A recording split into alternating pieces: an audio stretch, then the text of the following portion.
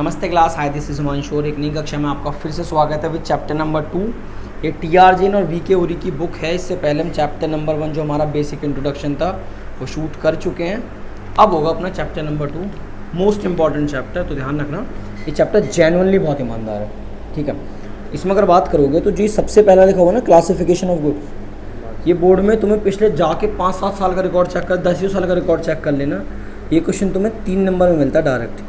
और इस साल में सीधा सीधा आता है कि व्हाट मतलब फाइनल गुड्स कौन सी होती हैं, व्हाट आर फाइनल गुड्स, और मतलब कि इंटरमीडिएट गुड्स कौन सी होती है। सीधा सीधा 3 नंबर में आया था और इसको डिस्क्राइब करना उतना ही आसान है। तो ये 3 नंबर में फैशन में चल रहा है, बल्कि आप इस पर MCQ बेस्ड क्वेश्चन भी उठा सकते हो कि वो एक एग्जाम्पल हमें दे देगा और फिर उस एग्जाम्पल को पूछेगा कि ये फाइनल है या फिर इंटरमीडिएट है, और उस एग्जाम्पल को हमें विद रीज़न बताना पड़ेगा।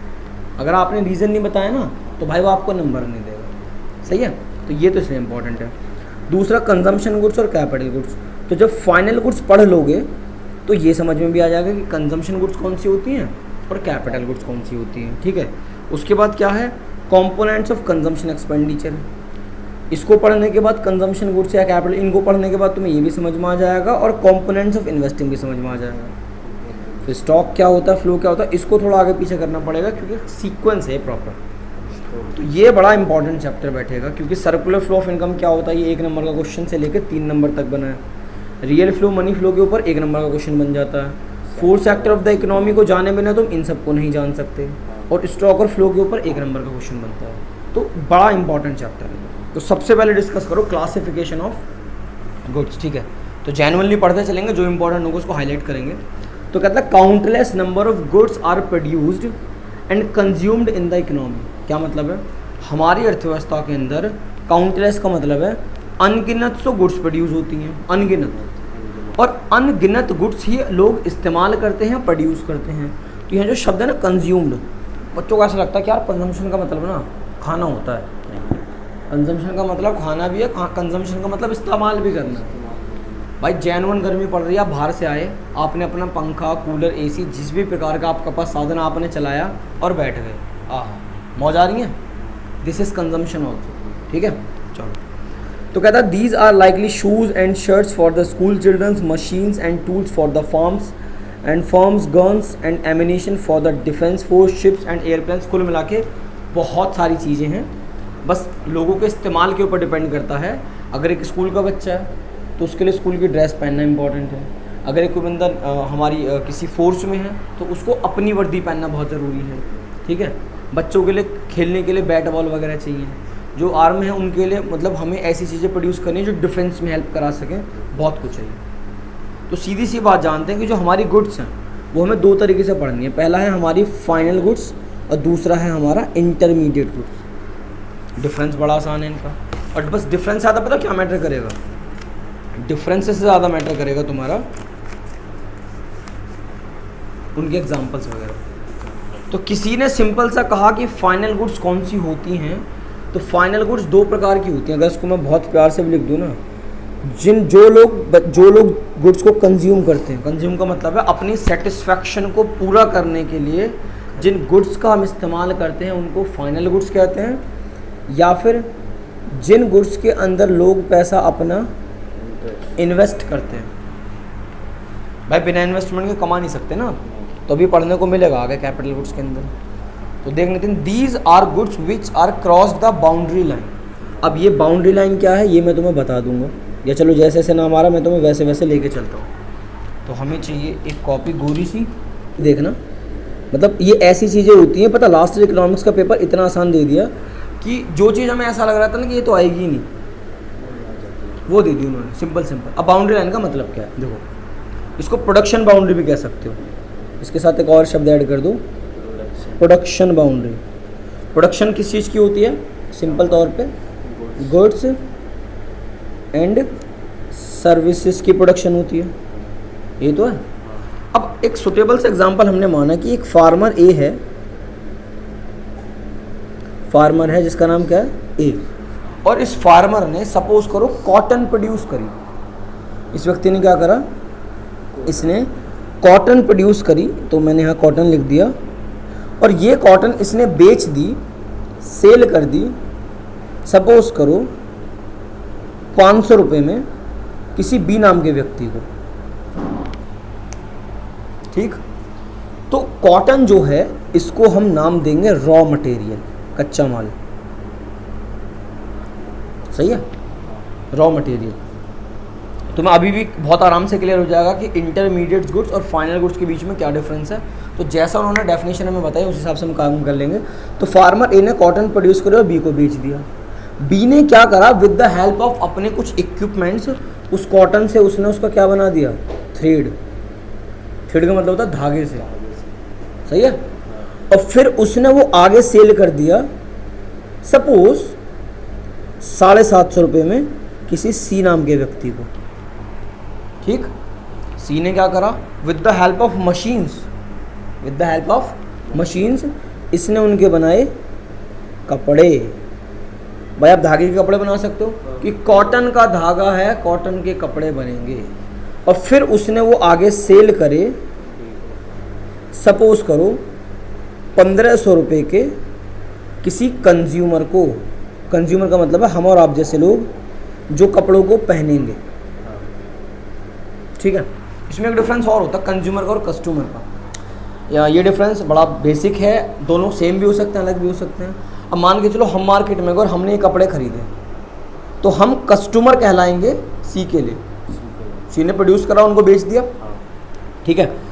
तो जब तक उस प्रोडक्शन को कर रहा है, तो ये जो बन रहा है ना, ये जो चल रहा है, इसी को कहते हैं आमतौर पर प्रोडक्शन बाउंड्री, सही है। और जो कपड़े हैं यहाँ पे, ये जो कपड़े हैं, कपड़े फाइनल यूज़ के लिए तैयार हैं, क्योंकि ना तो आप कॉटन को यूज़ कर सकते, ना तो आप कॉटन को पहन सकते, ना उसके धागे को पहन सकते। जो क्लॉथ है वो फाइनल यूज़ के लिए तैयार है। तो cloth is the final good. जो रेडी टू यूज़ है, इसके लिए क्या कह सकते हैं, एक और शब्द इस्तेमाल कर लो, रेडी टू यूज़। आप सीधा उसका इस्तेमाल आमतौर पर सिंपली वे में कर सकते हो। This is ready to use, ठीक है। तो एक तो ये बहुत मतलब बढ़िया पहचान कर सकते हैं कि जो भी वस्तु हम सीधा इस्तेमाल कर सकते हैं, रेडी टू यूज़ है, वो फाइनल गुड्स में आता है। और ये जो बन रहा है now, this is production boundary. जब तक हमारी गुड्स प्रोडक्शन बाउंड्री के अंदर है, वो इंटरमीडिएट गुड्स कहलाती है, क्योंकि वो रेडी टू यूज़ नहीं है, सही है। और जैसे ही वो प्रोडक्शन बाउंड्री के बाहर आती है, वो रेडी टू यूज़ होती है, वो क्या कहलाती है, फिर हमारी फाइनल गुड्स में कन्वर्ट हो जाते हैं। तो ये बड़ी प्यारी सी बात है।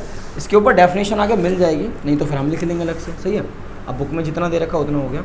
तो these are those goods which have cross the boundary line of the production and ready for use. देख रहे हो, ये तो पढ़ रहे थे, बाय देयर फाइनल यूज़र।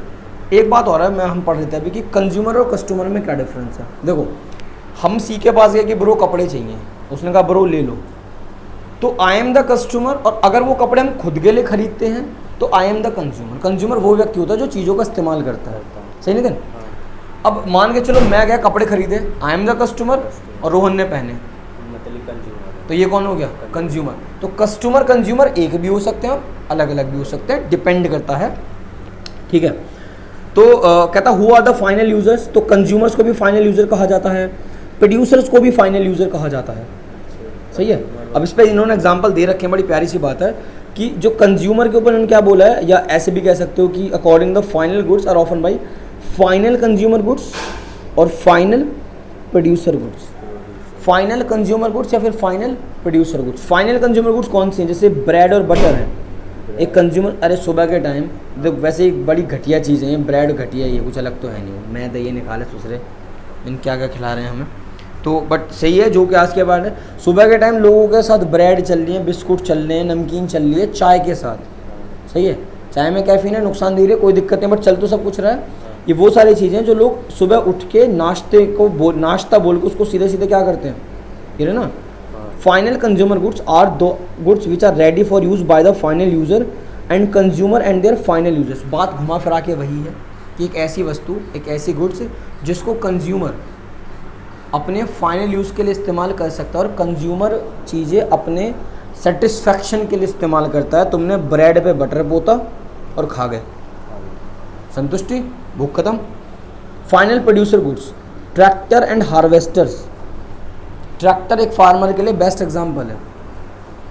जो फार्मर है वो बेसिकली एक प्रोड्यूसर है, वो कच्चा माल प्रोड्यूस करता है, वो रॉ मटेरियल प्रोड्यूस करता है ताकि उससे नई नई चीज़ें बन सकें। फार्मर इज ए प्रोड्यूसर और ट्रैक्टर उसके लिए क्या है, एक फाइनल गुड्स है। सही है, ऐसे इसको डिफ्रेंशिएट कर सकते हो। फिर वो ये कहता है कि जो भी आप खर्चा करते हो expenditure on final consumer goods, उसको क्या बोलते हैं, कंजम्पशन एक्सपेंडिचर। यानी कि जो हमारा हाउस होल्ड सेक्टर अपनी ज़रूरतों को पूरा करने में जो फाइनल गुड्स पे पैसा खर्च करता है उसको कंजम्पशन एक्सपेंडिचर कहते हैं। क्योंकि हाउस होल्ड सेक्टर का काम ही क्या है, हाउस होल्ड सेक्टर होता है जिसमें हम और आप जैसे लोग रहते हैं जो चीज़ें कंज्यूम करते हैं, तो कंज्यूम से कंजम्पशन बन जाएगा। ठीक है, तो देखो आप कंजम्पशन एक्सपेंडिचर करो या फिर इन्वेस्टिंग। अच्छा, अगर आप प्रोड्यूसर गुड्स पे पैसा खर्च करते हो तो वो इन्वेस्टिंग एक्सपेंडिचर है। क्योंकि एक किसान जब ट्रैक्टर खरीदेगा तो समझ जाओ कि वो उसके लिए क्या है, एक इन्वेस्टमेंट है उसको। अरे यार हम तीनों मिलके मशीन से एक कंपनी चलाने लगे, हमें मशीनों की ज़रूरत पड़ेगी। मशीन एक कैसी है, ये रहा तुम्हारा फाइनल प्रोड्यूसर गुड्स है, प्रोड्यूसर गुड्स, क्योंकि हम फिर उस मशीन की मदद से नई नई चीज़ें प्रोड्यूस करेंगे। सही है, हमारे घरों में जो खाने पीने की बेसिक चीज़ें, दूध मान लो, हम अपना दूध लाए घर में इस्तेमाल कर रहे हैं। ठीक है, ये हमारे लिए क्या है, फाइनल कंज्यूमर गुड्स। ये इनका बहुत बेसिक डिफरेंस हो जाता है। अब ये चीज़ तुम्हें 3 नंबर में लिखने को मिल सकती है। ठीक है, अब तुम्हें करना क्या, देखो आगे देखो, व्हाट डू मीन दैट से the final goods have cross the boundary line of the production. मैं तुम्हें ऑलरेडी बता चुका हूँ कि बाउंड्री लाइन क्या होती है और वो किस तरीके से चीज़ों को, तो अगर फिर भी चाहते हो तो इसको रीड कर लो, ये तुम्हें हेल्प कराएगा लर्न करने में with the help of example वाला जो फेस होता है ना, उसके माध्यम से। एक बात और ध्यान रखना बड़ी इंपॉर्टेंट, जो फाइनल गुड्स हम अपने देश में प्रोड्यूस करते हैं या सर्विसेज प्रोड्यूस करते हैं उनको इंक्लूड किया जाता है नेशनल इनकम के अंदर या फिर नेशनल प्रोडक्ट के अंदर। तो जो हम नेशनल इनकम कैलकुलेट करते हैं वो फाइनल गुड्स एंड सर्विसेज की वैल्यू के दम पे ही कैलकुलेट करते हैं। इंटरमीडिएट गुड्स को नहीं कैलकुलेट करते उसके अंदर, नेशनल इनकम के अंदर। ठीक है, ये फाइनल गुड्स ही नेशनल इनकम के अंदर आती हैं, डील। ठीक है, तो भैया आप अगर बात करते हैं फाइनल गुड्स कौन सी हुई, जिसको आप या तो कंज्यूम करोगे या फिर उसमें आप पैसा क्या करोगे, इन्वेस्ट करोगे। जिसको कंज्यूम करोगे उसको ये बोल रहे हैं फाइनल कंज्यूमर गुड्स, जहाँ पैसा इन्वेस्ट करोगे उसको बोल रहे हैं फाइनल प्रोड्यूसर गुड्स। एग्जांपल दे सकते हो, कोई मशीन हो गई, कोई ऐसा इक्विपमेंट जो हमारे प्रोडक्शन में हेल्प करा सके। और कंज्यूमर गुड्स कौन सी है, जो सीधा हमारी सेटिस्फैक्शन को पूरा करे। अभी इसमें आगे मिलेगा, अभी इसमें आगे ना वैरायटी मिलेंगी कंजम्पशन गुड्स की भी, durable, semi durable, non durable services. मैं तुम्हें पढ़ा रहा हूँ, इससे अगर तुम्हें समझ में आ रहा है तुम्हें सेटिस्फैक्शन मिल रही है कि हाँ मैं तो भाई आ गया, ये भी कंजम्पशन ही है। अब तुम इसमें फीस खर्च करोगे, ये भी क्या कहलाएगा फिर, कंजम्पशन एक्सपेंडिचर। कि क्यों फीस पे कर दो, कि पढ़ते हैं, हमें समझ में आता, पढ़ते हैं। सही, ये वाली बात है। अब इंटरमीडिएट की बात करें तो डेफिनेशंस वगैरह पढ़ने से पहले हम लोग डेफिनेशन दे रखी हैं। सबसे पहली बात, ये प्रोडक्शन बाउंड्री के अंदर होती है, विद इन प्रोडक्शन बाउंड्री, ऐसे लिख दूँ, विद इन प्रोडक्शन बाउंड्री। सही है। उसके बाद पर इंटरमीडिएट गुड्स की एक पहचान हो रहा है, आप इनको रीसेल पर्पस के लिए भी खरीद सकते हो। रीसेल पर्पस का मतलब क्या है, आप वो दुकानदार, आप एक कट्टा खरीद के लाए चीनी का, आपने अपनी दुकान में रखी और उस चीनी को बेच रहे हैं, दिस इज़ रीसेल। सही है। ये रेडी टू यूज़ नहीं होती, रेडी टू यूज़ नहीं होती, फाइनल गुड्स होती हैं। और ये फर्दर प्रोडक्शन में काम आती हैं। फर्दर प्रोडक्शन का मतलब होता है एक चीज़ से किसी दूसरी चीज़ को बनाने में हेल्प करते हैं। वो जो एग्जांपल है तो कॉटन वाला रॉ मटेरियल, वो एक इंटरमीडिएट गुड्स है। और अगर इसकी जान पहचान रखना चाहते हो तो जो रॉ मटेरियल वगैरह शब्द हैं, रॉ मटेरियल, क्योंकि रॉ मटेरियल का इस्तेमाल आप किस चीज़ के लिए करते हो, आमतौर पर फर्दर प्रोडक्शन के लिए करते हो। ठीक है, तो ऐसी सारी चीज़ें कहलाएंगी हमारी आमतौर पर इंटरमीडिएट गुड्स। तो ये कहता भी है कि yet not cross the boundary line of production, values still to add to the goods, not ready to use. ठीक है, इन अदर वर्ड्स बोलते हैं तो इन्होंने क्या बोल दिया इसके लिए कि are those goods which are purchased by one firm from the another firm. इस तरीके से एक फर्म किसी दूसरी फर्म से खरीदती है रीसेल करने के लिए या फिर फर्दर प्रोडक्शन करने के लिए।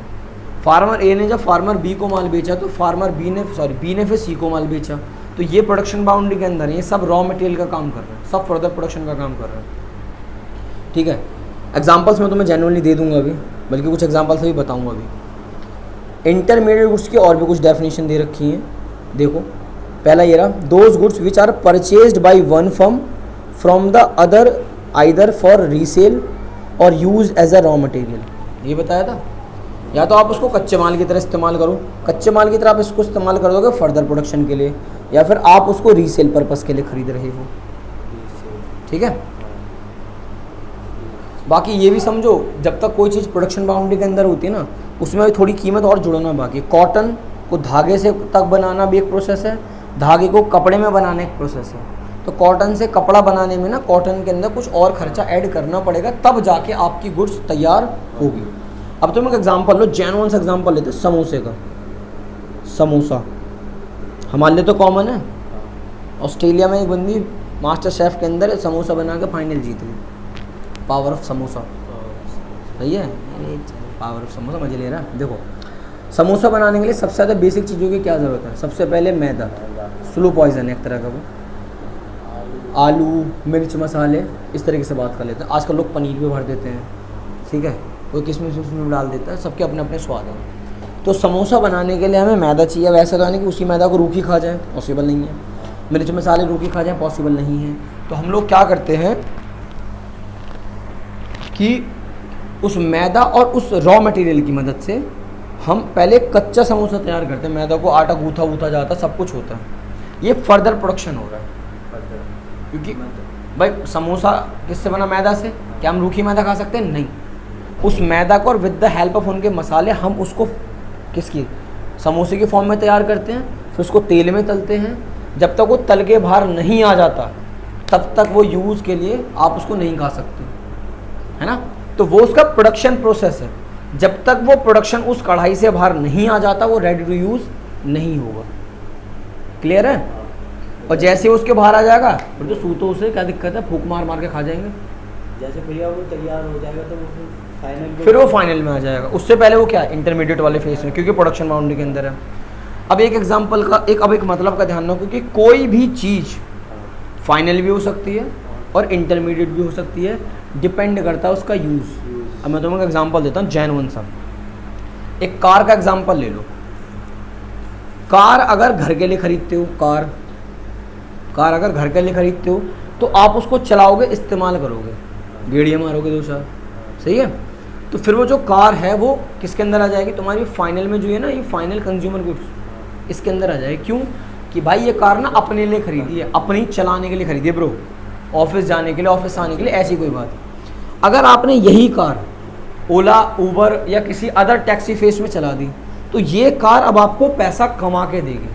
अभी आपकी इन्वेस्टमेंट बन गई। और इन्वेस्टमेंट के लिए क्या शब्द इस्तेमाल करता है? फाइनल प्रोड्यूसर गुड्स, सही है। फिर आप उससे पैसा कमाओगे।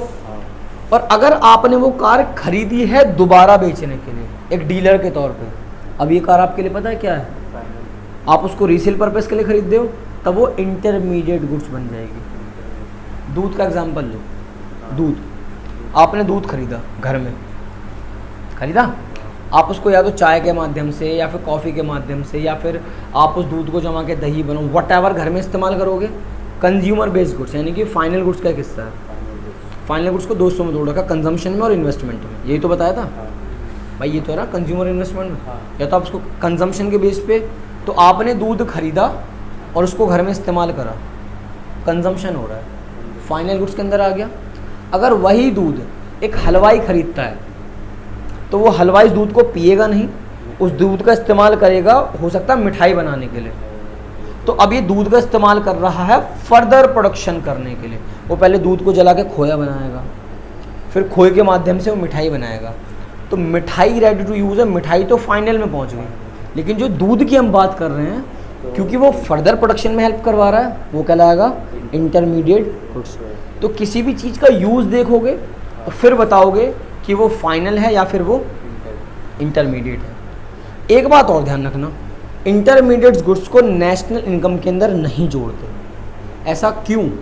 ऐसा इसलिए क्योंकि जो वैल्यू ऑफ इंटरमीडिएट गुड्स है वो अल्टीमेटली अपने आप ही मतलब फाइनल गुड्स के अंदर जुड़ जाती है। कैसे? इसी एग्जाम्पल पर आ जाओ, क्योंकि बुक के एग्जाम्पल तो अलग अलग भी दे सकते हैं लोग। यहाँ आ जाओ।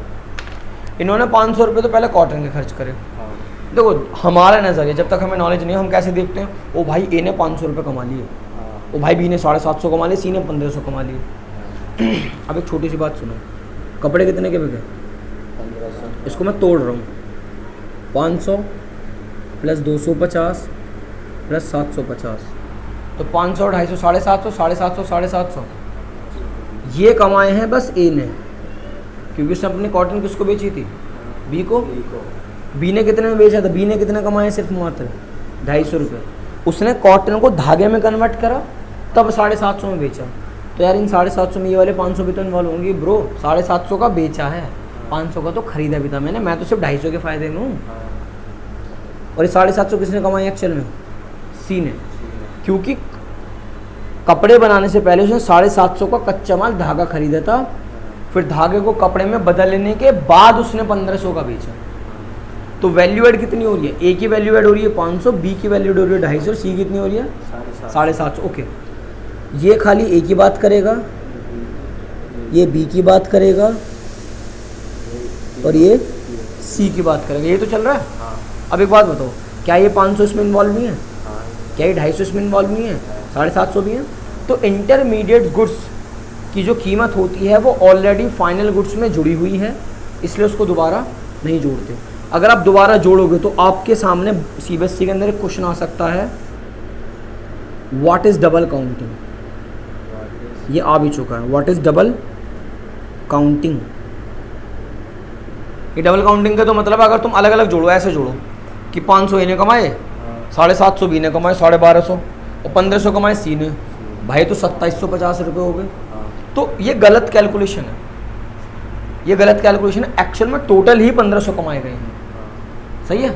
अगर आप इनको अलग अलग लेते हो तो आप गलती कर रहे हो कि भाई ये अलग अलग नहीं है, 500 इन्हें कमाए, मतलब ये जो 750 इसने कमाए किस तरीके से कमाए कि 500 ये वाले निकालेगा, वो सिर्फ कितने के फ़ायदे में? 250 के। इसकी बात करें कि ब्रो इसने 750 तो पहले खर्च करे थे, ये सिर्फ कितने के फ़ायदे में? 750। अभी तो हमने ये भी बात नहीं करी कि थ्रेड को कपड़े में कन्वर्ट करने के लिए भी तो चीज़ें खर्च हुई होंगी यार।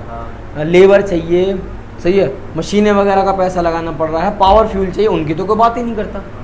तो लोग मोटा मोटा क्या देखते हैं, भाई 1500 रुपये में टनाटन बेचा, 1500 रुपये कपड़ा पे कमा रहा है। तो ये बड़ी गलत फहमी है। तो व्हाट इज़ डबल काउंटिंग, ये क्वेश्चन आ चुका। तो डबल काउंटिंग का मतलब यही है कि अगर आप एक चीज़ को एक से ज़्यादा बार जोड़ देते हो तो उससे आपकी कैलकुलेशन गलत हो जाती है। और ये तब होता है जब आप इंटरमीडिएट गुड्स को ये बोलो कि हम तो इनको नेशनल इनकम में जोड़ेंगे। क्यों जोड़ेगा? ऑलरेडी जुड़ा हुआ है वो, इनडायरेक्टली जुड़ा हुआ ब्रो। प्रोडक्शन बाउंड्री के प्रोसेस को पार करते करते जो फाइनल गुड्स आई उसके अंदर इंटरमीडिएट गुड्स की सभी कीमत क्या हुई है? जुड़ी हुई है। ठीक, तो ये क्वेश्चन बन जाता है व्हाट इज़ डबल काउंटिंग। ठीक है, ओके। अब कुछ और रहेगा इसमें? ठीक है, ओके ओके ओके ओके। तो इन्होंने जो वैल्यू ऑफ आउटपुट शब्द लिख दिया, ये जब आगे चैप्टर पढ़ेंगे तब की बात करेंगे। ये एग्जांपल तुम लोगों को सिर्फ रीड करना है रोहन, रीड होना चाहिए। तो फोटो खींच के लेके जो तेरे पास ये वाली बुक नहीं है तो ये एग्जांपल रीड करना, ये वाला एग्जांपल रीड करना, तुम्हारे ना कंसेप्ट जेन्युइनली क्लियर हो जाएंगे। ठीक है, अब आ जाओ। तो ये कहता है कि expenditure on intermediate goods by the producer during the counting year, उसको क्या बोलते हैं? या तो इंटरमीडिएट कंजम्पशन बोल देते हैं या फिर इंटरमीडिएट कॉस्ट। इस पेंसिल को बनाने में प्रोड्यूसर का जितना भी खर्चा होगा वो उसका इंटरमीडिएट कॉस्ट है, सही है। जब उसको वो रेडी टू यूज़ हो जाएगी तब वो नेक्स्ट प्रोसेस में पहुंच जाएगी कि वो रेडी टू सेल है, रेडी टू यूज़ है, सही है। ये वाली बात है।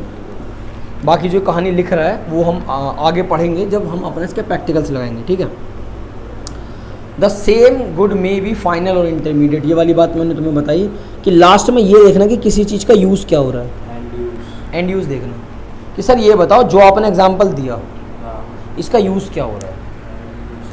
वॉशिंग मशीन कि सर घर में है, ये दुकान में है, कि घर में है, कि उससे तो हम लोग कपड़े धुलेंगे। Final goods, consumption based final goods, दुकान में रखी है बेचने के लिए, सर ये इंटरमीडिएट गुड्स है कि आप इसको रीसेल करके पैसा कमाओगे, सही है। अब ऐसा भी हो सकता है कि किसी धोबी ने खरीद रखी हो वॉशिंग मशीन और वो उससे कपड़े धोता हो, उसे पता हाथों से धोऊंगा वक्त लगेगा, वॉशिंग मशीन में डालो टनाटन मतलब मैं अगर 10,000 रुपये खर्च कर, वैसे छोटी चलो 10,000 रुपये का हमने लिया, हम मैं 10,000 रुपये खर्च करके अगर अपनी दिन की इनकम 500 से 1500 कर सकता हूँ, तो क्या वो 10,000 मेरे लिए इन्वेस्टमेंट का काम नहीं करेगा? करेगा। तो किसी भी चीज़ का इस्तेमाल बताएगा कि वो क्या है। तो ये भी तुम लोग रीड करो, ये काम बनेगा, क्योंकि चीज़ें मैं एक्सप्लेन ऑलरेडी कर चुका हूँ तुम्हें। सही है? क्या ख़त्म हुआ टॉपिक है? ठीक है, ओके। इसको थोड़ा सा और ले देते हैं। तो what's matter in the end use of goods, तो ये वही चीज़ है। मतलब ऐसा क्या है कि क्या मैटर करता है कि जब आप किसी चीज़ का एंड में इस्तेमाल करते हो, तो जो आपका यूज़ है बेसिकली वही आपको बताएगा। इसको पढ़ते हैं इसको, चलो। वाई क्लासीफाइंग गुड्स फाइनल और intermediate, what is the matter of end use of goods, जान दो। You are check what end use of goods is put to, it is used by the producer as a raw material, आप इसको intermediate goods की तरह लोगे। अगर आप purchase करो तो रिसोल्ड के लिए, प्रोड्यूसर के लिए इंटरमीडिएट की तरह लोगे। लेकिन अगर आप इसको अपने घर में इस्तेमाल करते हो, but if it is used by the producer as a fixed assets like tractor as a farmer, तब आपको क्या कहलाएगा? Final goods. ये पुरानी बात है, इसको भी मात्र रीड करने से तुम्हें समझ में आ जाएगा। तो जो बच्चा ऑनलाइन बैठ के डिस्कस, तुम तो सामने बैठे हो, तुम्हें तो पढ़ना पड़ेगा। जो ऑनलाइन बैठ के डिस्कस करेगा, अगर वो मात्र इसको पढ़ ले, क्योंकि पुरानी बातें हमने सुनी है, तो उसका क्लियर हो जाएगा। ठीक है, अभी डिफरेंस को 3 नंबर के नज़रिए से देख लो। सही है? ये कौन सा है? सबसे पहले उनको डेफिनेशन के दम पे तोड़ा होगा। Within boundary line of production, are not ready for their use, final use. तो इंटरमीडिएट गुड्स वही हैं जो प्रोडक्शन बाउंड्री के अंदर हैं और फाइनल यूज़ के लिए रेडी नहीं है। ये प्रोडक्शन बाउंड्री के बाहर हैं और ये रेडी फॉर यूज़ हैं, आप सीधा यूज़ कर सकते हो। आप इनको यूज़ कर सकते हो एज अ रॉ मटेरियल, मतलब फर्दर प्रोडक्शन इसके लिए इस्तेमाल कर सकते हो। Further FUR, further production. ठीक है, और ये क्या होते हैं? आप इनको रॉ मटेरियल की तरह यूज़ नहीं कर सकते। आप इनको रीसेल पर्पस के लिए, तो ऊपर वाली बात नीचे लपेट रहा है, आप इनको रीसेल पर्पस के लिए इस्तेमाल नहीं करते, आप उनका इस्तेमाल करते हो किसी न किसी तरीके से। इनमें वैल्यू ऐड होना बाकी है। Value is yet to be added of these goods, मतलब इंटरमीडिएट गुड्स को फाइनल तक लाने के लिए उसमें चीज़ें अभी जोड़नी पड़ेंगी। यहाँ ऐसा नहीं होता। एक्सपेंडिचर ऑन दीज गुड्स, उसको क्या बोलते हो? इंटरमीडिएट कंजम्पशन या इंटरमीडिएट कॉस्ट। इसको क्या बोलते हो? Final expenditure. या तो आप चीज़ें कंज्यूम करते हो, कंजम्पशन एक्सपेंडिचर, या फिर आप क्या करते हो? इन्वेस्ट करते हो, इन्वेस्टमेंट एक्सपेंडिचर। इनको आप नेशनल इनकम में इंक्लूड नहीं करते, इनको आप नेशनल इनकम के अंदर इंक्लूड कर देते हो। तो जो चीज़ पीछे पड़ी है वही ये सारी चीज़ें, तो कोई टफ चीज़ तो ये है नहीं। ठीक है, और ये सारी बात होती है विद इन 1 ईयर। अब तुम कौन से ईयर की बात किया करोगे पता आगे को?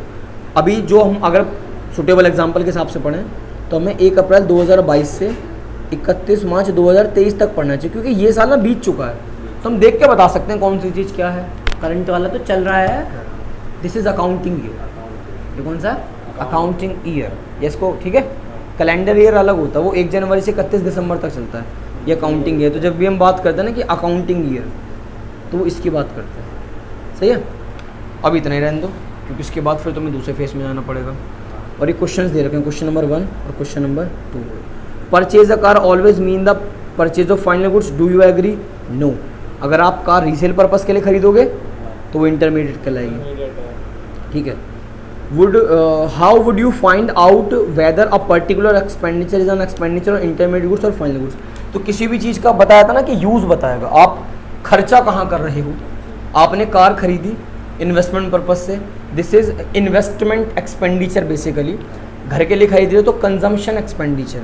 और अगर आप क्या कहते हैं, आपका वो आप रीसेल पर्पस के लिए खरीदते हो तो बेसिकली इंटरमीडिएट एक्सपेंडिचर। तो इस तरीके से देख सकते हो। ठीक है, तो बस इनको भी तुम लोग अगर रीड करते हो तो समझ में आ जाए, क्योंकि नहीं तो फिर बहुत ज़्यादा वक्त लगेगा अगर हम ये सारी चीज़ें डिस्कस करते हैं। कल जब डिस्कस करोगे तो इस पर आ जाएंगे कि फाइनल गुड्स में भी वैराइटियाँ हैं, कंजम्पशन वाली और कंजम्पशन से कंज्यूमर गुड्स, और कैपिटल वाली जो है वो इन्वेस्टमेंट। ठीक है, चलो ठीक है। भैया उस संदीप का